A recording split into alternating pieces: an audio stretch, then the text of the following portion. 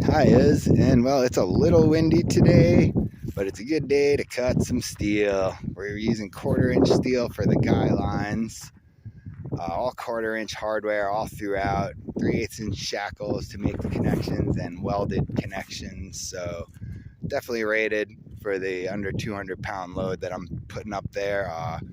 1/4 inch hardware is typically rated for 1,340 pounds.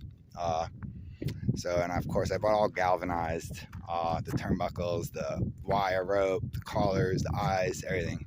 I even got some spray for a couple of the components that aren't galvanized. But so what we're gonna do today is we're gonna make eyes, and so these mamma jammas crimp these mamma jammas onto that mamma jamma with one of these, creating a nice eye. So this is pretty cool. Check this out. And so basically you just thread the collar in through the steel, cinch it up flush to the thimble, and crimp it 3 times.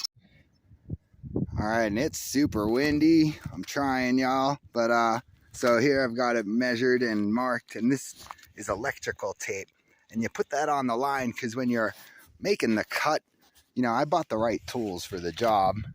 These are Felcos, they're C9s if anyone knows. But you still want to preserve your ends, you know.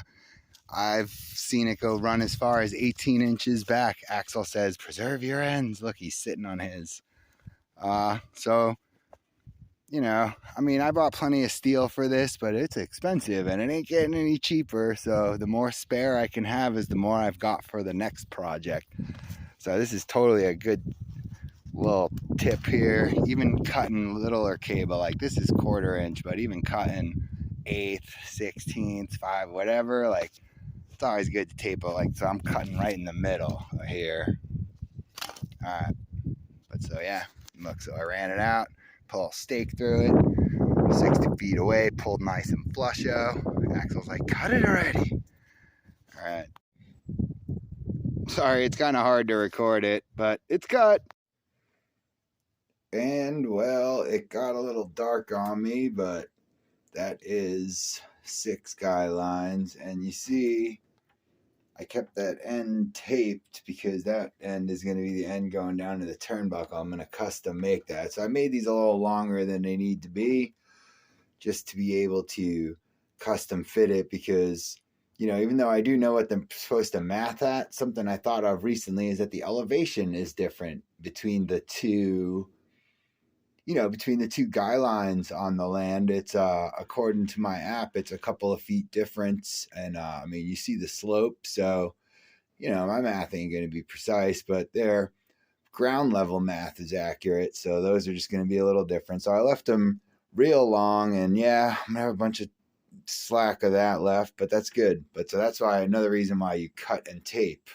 So now my next end on the roll is also taped. The end will be preserved.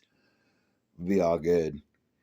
All right, y'all, I'm going to cut this as making the guy lines. It got real dark, so artificial light and all that. All right. Good night, y'all. Stay peaceful.